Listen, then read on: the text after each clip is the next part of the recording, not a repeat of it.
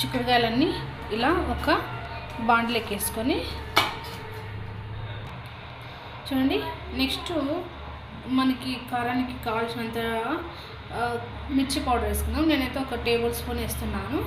Next వచ్చేసి ధనియాల powder కూడా వేస్తున్నాను. ధనియాల పౌడర్ కూడా 3/4 అంతా 3/4 టేబుల్ స్పూన్ వేసేసుకుంటున్నాను. నెక్స్ట్ వచ్చేసి టేస్ట్కు తగినంత రాక్ సాల్ట్ వేసేస్తున్నాను, అందుకే ఇప్పుడు వేసేస్తున్నాను. నెక్స్ట్ వచ్చేసి అలాగే పసుపు వేసేస్తున్నాను. ఇప్పుడు కొంచెం ఆయిల్ వేసేస్తున్నా. చూడండి, ఆయిల్ ఇంతే అండి, ఇంకెక్కువ వేయను, మళ్ళీ పోపులోకి వేస్తాం కదా, ఇంతే అండి. వీటన్నింటినీ కూడా మంచిగా కలిసిపోయేలాగా మనం మ్యాష్ చేయాలన్నమాట. మంచిగా మ్యాష్ చేయాలి కదా, అంత మంచిగా మొత్తం ఈ కారం, ధనియాల పొడి, ఉప్పు, పసుపు, ఆయిల్ అంతా చిక్కుడుకాయలకి అంటేలాగా బాగా కలిపేసుకోవాలన్నమాట. కలిపేసుకొని ఒక 1/2 అవర్ పక్కన ఉంచేయాలండి. ఈ మిశ్రమాన్ని అంతా కూడా పక్కన పెట్టేసి మళ్ళీ కర్రీ స్టార్ట్ చేయాలన్నమాట.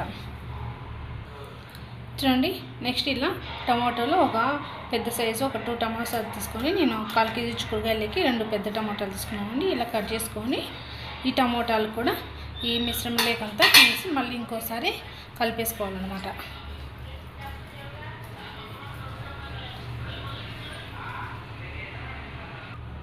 చూడండి, ఇలా కలిపేసుకున్నాం కదా. ఈ మిశ్రమాన్ని అంతా మనము ఒక 1/2 అవర్ ఇలాగే వదిలేసేయాలండి. 1/2 అవర్ తర్వాత దీన్ని మనము పోపు పెట్టుకొని కర్రీ చేసుకుందాం. చూడండి, స్టవ్ వెలిగించుకొని కడాయి పెట్టుకొని ఇలా మనము పోపుకి తగినంత ఆయిల్ వేసుకోవాలి. అప్పుడే 1 స్పూన్ వేసేసాను కదా, అందుకే ఇప్పుడు ఒక 3 టేబుల్ స్పూన్ 2.5 టేబుల్ స్పూన్ వేసేసాను పోపుకి. నెక్స్ట్ వచ్చేసి ఆయిల్ వేడాక ఆవాలు, జీలకర్ర ఇలా పోపు దినుసులన్నీ వేసేసుకుందాం. చూడండి, ఆయిల్ హీట్ అయింది. ఇప్పుడు ఆవాలు, జీలకర్ర, ఆనియన్, పచ్చిమిర్చి, నెక్స్ట్ కరివేపాకు, నెక్స్ట్ వచ్చేసి ఒట్టిమిర్చి అండి. చూడండి, పోపు అంతా కంప్లీట్ అయిపోయింది. నెక్స్ట్ వచ్చేసి మనం రెడీ చేసి పెట్టుకున్నాం కదా కర్రీకి సంబంధించి, ఇదంతా కూడా ఇందులోకి వేసేస్తాను.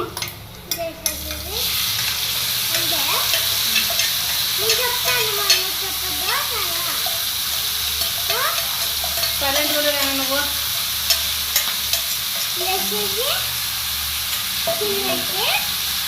ఇదంతా కంప్లీట్ చేసేసినాం కదా, దీన్ని మంచిగా పోపులో కలుపుకోవాలన్నమాట.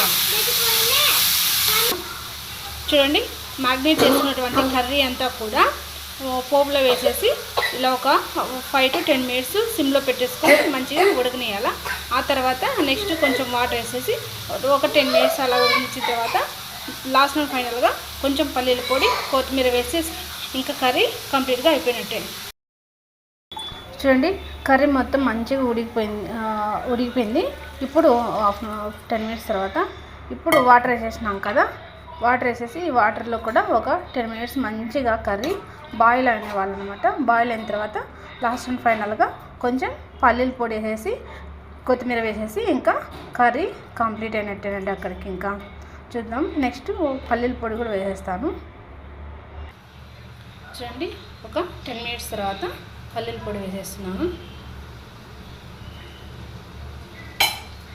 నెక్స్ట్ వచ్చేసి అలాగే కొత్తిమీర కూడా వేసేస్తున్నాను ఒకేసారి.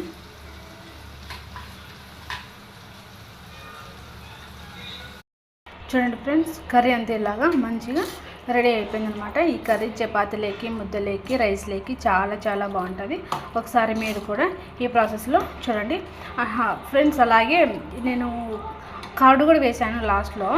ఒకసారి ఆ క్లిప్ అనేది మర్చిపోయింది. కర్డ్ కూడా వేయచ్చండి ఈ కర్రీలోకి, చాలా బాగుంటుంది. ఒకసారి ఈ ప్రాసెస్లో మీరు చూడండి, చాలా అంటే చాలా బాగుంది. మనం ఇంకా సర్వింగ్ బౌల్లోకి వేసుకుందాం. చూడండి, చాలా బాగుంటుందండి. ఒకసారి ఈ ప్రాసెస్లో మీరు కూడా ట్రై చేయండి. చాలా అంటే చాలా బాగుంది ఫ్రెండ్స్. కర్రీ అయితే కనుక చాలా టేస్టీగా ఉంది. ఒకసారి మీరు కూడా ఈ ప్రాసెస్లో చేయండి. వీడియో నచ్చితే లైక్ చేయండి, షేర్ చేయండి, అలాగే కామెంట్ చేయండి. మర్చిపోకుండా సబ్స్క్రైబ్ చేసుకుంటే నేను చేసే వీడియోలు మీ వరకు వస్తాయి, మీ వరకు నోటిఫికేషన్లో వస్తాయి. నోటిఫికేషన్ ఆన్ చేసుకొని మీరు చూడొచ్చు అనమాట. ఇంకా మీరేమైనా మీకు తెలిసిన రెసిపీస్ ఏమైనా ఉంటే అవి నాకు కామెంట్ బాక్స్లో చేయండి, మెసేజ్ చేయండి. నాకు వీలైతే నాకు వస్తే నేను చేస్తాను, రాకపోయినా కూడా తెలుసుకొని చేస్తాను friends. Thank you for watching. Please support చేయండి, ప్రతి వీడియో కూడా వాచ్ చేయండి. Thank you for watching.